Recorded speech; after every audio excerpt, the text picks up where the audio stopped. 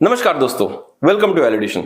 दोस्तों वैल्यूडेशन में आज हायर पेंशन से रिलेटेड एक ऐसा मुद्दा हम उठाने वाले हैं जिससे बहुत लोग परेशान हैं। दोस्तों आप सबको पता होगा ईपीएफओ ने अपना प्रोसेसिंग फास्ट कर दिया है। जो भी हायर पेंशन के एप्लीकेशंस थे उनको सेंट्रल पीएफ कमिश्नर का मैंडेट है कि उनको सारे फॉर्म 7 तारीख के पहले प्रोसेस कर देने हैं। और दोस्तों इस प्रोसेस में पता है क्या हो रहा है, फॉर्म्स बहुत सारे रिजेक्ट हो रहे हैं जिसके बहुत सारे कारण हो सकते हैं। तो दोस्तों आज मैं आपके सामने वही सारे कारण लेकर आ रहा हूं कि फॉर्म क्यों क्यों रिजेक्ट हो रहे हैं। अब दोस्तों ये समझना इसलिए जरूरी है कि हमारा फॉर्म क्यों रिजेक्ट हो रहा है ताकि इसके ऊपर हम आने वाले समय में अपना कोर्स ऑफ एक्शन डिसाइड कर सके। तो चलिए दोस्तों ये डिस्कस करते हैं कि ऐसी कौन सी वजह है जिसके वजह से हमारे फॉर्म रिजेक्ट हो रहा है।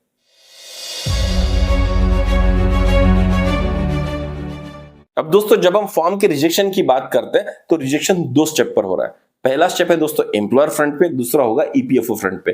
कि ऐसे कई एप्लीकेशंस है जो एम्प्लॉयर खुद ही रिजेक्ट कर दे रहा है और ऐसे कई एप्लीकेशंस है जो एम्प्लॉयर ने आगे बढ़ाए फिर ईपीएफओ ने रिजेक्ट किए। तो दोस्तों सबसे पहले हम डिस्कस करते हैं कि एम्प्लॉयर का जो रिजेक्शन आ रहा है वो क्यों आ रहा है। अब दोस्तों जो पहली वेराइटी आ रही है वो ये आ रही है कि भाई आपने जो इन्फॉर्मेशन भरी है वो सही नहीं भरी हायर पेंशन एप्लीकेशन फॉर्म में। और दोस्तों हायर पेंशन का एप्लीकेशन फॉर्म हमने 2 साल पहले भरा था, जून 2023 तक की डेट थी तब हमने भरा था। और तब बहुत सारे ग्रे एरियाज थे फॉर्म में जहां पर इंफॉर्मेशन क्या भरनी एग्जैक्टली नहीं पता था। तो लोगों को जैसा समझ में आया वैसा लोगों ने फॉर्म भरा। और अगर वहां पर कुछ इंफॉर्मेशन गलत गई है जो एम्प्लॉयर अपने डेटा के साथ वेरीफाई नहीं कर रहा है, वेरीफाई नहीं कर पा रहा है, तो वहां पर दोस्तों हायर पेंशन के एप्लीकेशन फॉर्म रिजेक्ट किए जा रहे हैं। अब दोस्तों एम्प्लॉयर अपने मुद्दे पर सही बैठ रहा है कि भाई मेरे पास जो डेटा है उससे अगर आपकी इंफॉर्मेशन सही तरह से मैच नहीं होगी तो मैं फॉर्म को वेरीफाई नहीं कर पाऊंगा, तो मैं इसको रिजेक्ट कर दूंगा। लेकिन इसके लिए एक ग्रीवेंस रिड्रेसल मैकेनिज्म होना चाहिए जहां पर फॉर्म को एडिट करके सही इंफॉर्मेशन एम्प्लॉयर को दी जाए ताकि एम्प्लॉयर उस फॉर्म को आगे बढ़ाए। और दोस्तों ये मैं क्यों यहां पर गुजारिश कर रहा हूं, क्योंकि हायर पेंशन स्कीम एक सोशल वेलफेयर स्कीम होगी और सोशल वेलफेयर स्कीम में हर किसी को एक मौका तो जरूर मिलना चाहिए कि भाई जो भी गलती है उसको सुधार के आगे बढ़ा जाए। तो दोस्तों इसके ऊपर ईपीएफओ कोई ना कोई मैकेनिज्म निकालेगा, ये डेफिनेटली मेरा भरोसा है, क्योंकि ईपीएफओ एक सोशल वेलफेयर ऑर्गेनाइजेशन है और सोशल वेलफेयर ऑर्गेनाइजेशन का एक काम ही होता है कि लोगों की भलाई के लिए जो भी बेहतरीन स्टेप है वो ले ले। अब दोस्तों जो दूसरा रिजेक्शन हो रहा है वो इसलिए हो रहा है कि भाई कुछ कंपनीज बंद हो चुकी है। जो कंपनीज बंद हो चुकी है वहां पर कोई ऑफिशियल ही नहीं है उस फॉर्म को भरने के लिए, और क्योंकि वो वहां से आगे बढ़ ही नहीं रहा है फॉर्म, वो ईपीएफओ तक पहुंच ही नहीं रहा है, तो वो बाय डिफॉल्ट रिजेक्ट ही हो रहा है ऐसा माना जा सकता है। अब दोस्तों यहां पर जो सवाल उठ रहे हैं वो ये है कि अगर एम्प्लॉयर बंद हो जाए तो उसमें एम्प्लॉय की क्या गलती है, इसके लिए ईपीएफओ का आंसर देने की जरूरत है और ईपीएफओ डेफिनेटली इसके ऊपर कोई ना कोई आंसर लेके आएगा, ऐसे मेरी उम्मीद है। तो दोस्तों ये जो टाइप ऑफ रिजेक्शन है इसके ऊपर अभी तक क्या करना है, किसी के पास भी इसका सॉल्यूशन नहीं है। ये सॉल्यूशन ईपीएफओ को देना है। मेरी गुजारिश है कि जल्दी से जल्दी इसके ऊपर कोई ना कोई क्लैरिफिकेशन इशू किया जाए। अब दोस्तों अगर हम ईपीएफओ फ्रंट पे आए तो ईपीएफओ फ्रंट पे रिजेक्शन का जो सबसे बड़ा कारण आज के डेट में बन रहा है वो बन रहा है एग्जेम्प्टेड ट्रस्ट के रूल्स के ऊपर। अब दोस्तों ईपीएफओ का यह कहना है कि अगर आप एक एग्जेम्प्टेड ट्रस्ट के एम्प्लॉय हो और आपकी जो पीएफ ट्रस्ट है वो अगर ये अलाउ नहीं करती आपको कि आप हायर पेंशन के लिए अप्लाई कर सकते हो या आप सीलिंग के ऊपर जाके ईपीएस में कंट्रीब्यूट कर सकते हो, तो आपका फॉर्म रिजेक्ट कर दिया जाएगा। अब दोस्तों इस मुद्दे को उठाने के लिए और ईपीएफओ कैसे यहां पर गलत हो रहा है उसके लिए दोस्तों मैंने एक बहुत बढ़िया वीडियो बनाया जिसका लिंक आपको यहां पर ऊपर दिख रहा होगा।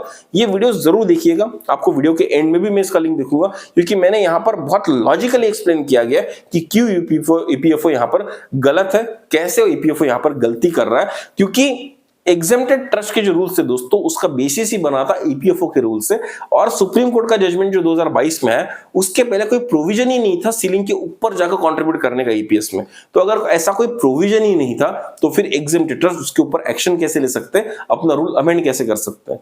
अमेंडमेंट तो तभी होगा जब जजमेंट आया, और जजमेंट 2022 में है, उसके बाद का अमेंडमेंट ईपीएफओ एक्सेप्ट नहीं कर रहा है। यहां पर मेजर रीजन है और इसलिए दोस्तों यहां पर फॉर्म रिजेक्ट हो रहा है।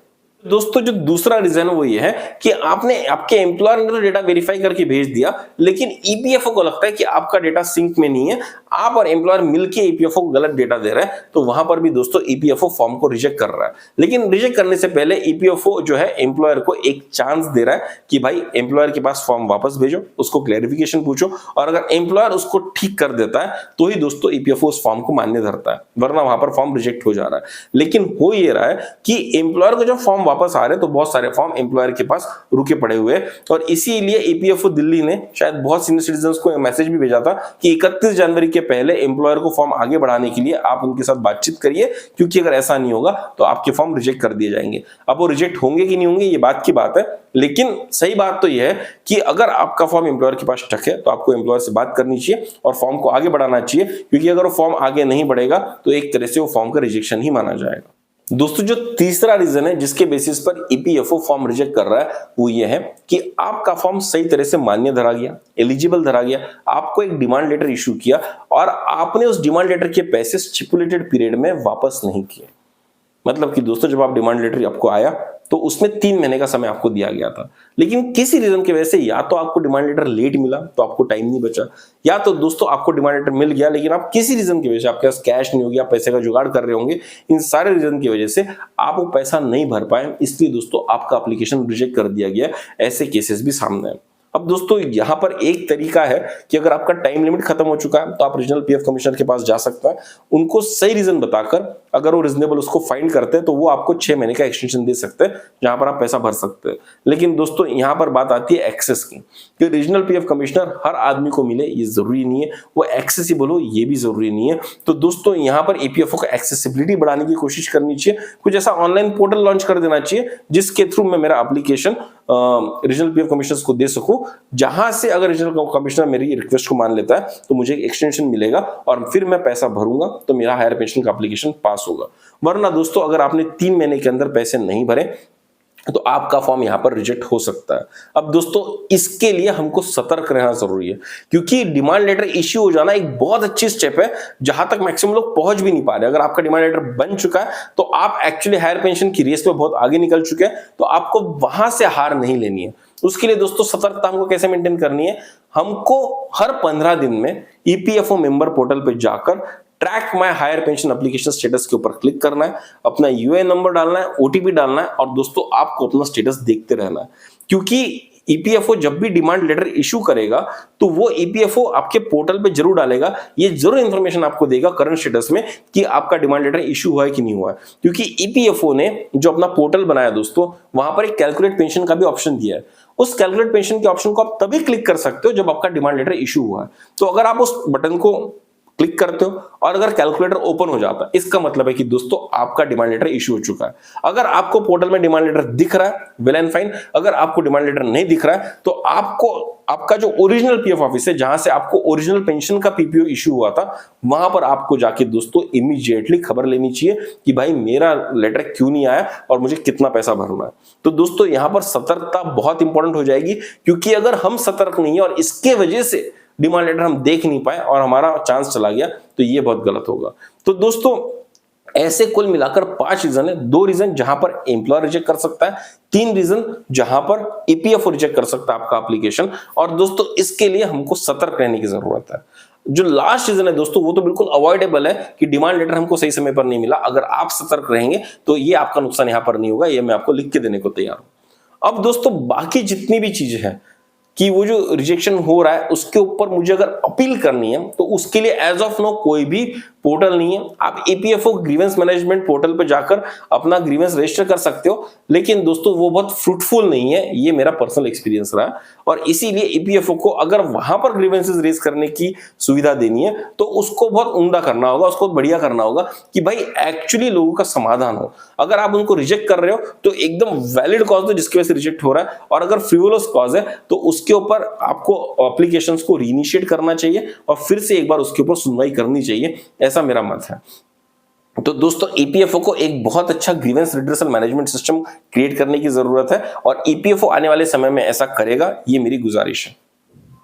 तो दोस्तों, आज के इस वीडियो में हमने समझा फॉर्म किस तरह से रिजेक्ट होता है, किस तरह से हमको सतर्क रहना है, किस तरह से ईपीएफओ को और कुछ चीजें करनी है। तो दोस्तों, ये सारे मुद्दे जब मैं आपके लिए उठाता हूं तो इससे होता है कि आम जनता में एक अवेयरनेस बनती है और उस अवेयरनेस को बनने से लोगों के मुद्दे या तो ईपीएफओ ऑफिशियल्स के पास पहुंचते हैं या तो ईपीएफओ ऑफिशियल्स सुनने के बाद उसके ऊपर एक अच्छा सर्कुलर इशू करते हैं जहां से लोगों को और क्लैरिटी मिलती है। और दोस्तों, यही रोल होता है जहां पर एक पार्टी जो चाहती कि उसको हायर पेंशन मिले, एक पार्टी जो हायर पेंशन दे सकती है और तीसरी पार्टी होती है दोस्तों मेरे समान मीडिएटर, जो इन दोनों के बीच का जो संवाद है दोस्तों वो सादे रखती है। और पिछले 2 साल से दोस्तों मेरी यही कोशिश चल रही है कि वो संवाद में कंटिन्यू रखूं, वो कम्युनिकेशन बंद ना करूं, ताकि जो सवाल लोगों के उठ रहे हैं वो ईपीएफओ के पास पहुंचे और ईपीएफओ ने जो आंसर दिए वो लोगों के पास पहुंचे। और दोस्तों आप लोगों ने मेरी इस एफर्ट को बहुत सराहा है, लेकिन अभी भी ऐसे लोग हैं दोस्तों जो लोग वीडियो देखकर चले जाते हैं लेकिन वीडियो को सब्सक्राइब नहीं करते, वीडियो को लाइक नहीं करते। तो दोस्तों आप सबसे मेरी हाथ जोड़कर गुजारिश है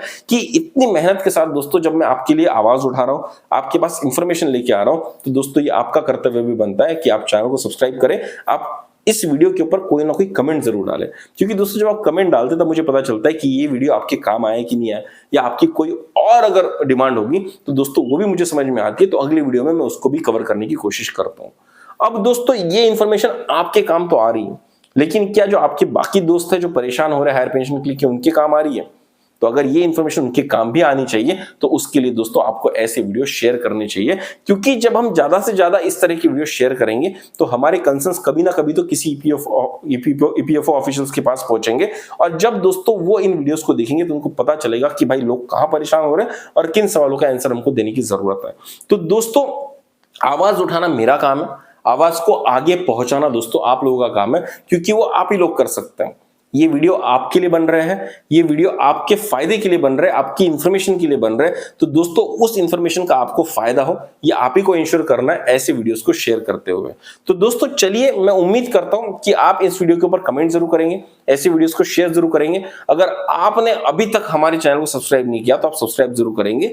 और दोस्तों ऐसी डिस्कशंस में आपके लिए लाते रहूंगा, ऐसी वैल्यू एडिंग क्वेश्चंस में आपके लिए उठाते रहूंगा, ताकि कोई ना कोई गवर्नमेंट बॉडी हमारी इस आवाज को सुने और हम सबको फायदा हो। तो दोस्तों चलिए जल्दी मिलेंगे एक नए डिस्कशन के साथ, एक नए वीडियो के साथ। तब तक के लिए सब्सक्राइब करते रहिए हमारा चैनल वैल्यू एडिशन। धन्यवाद।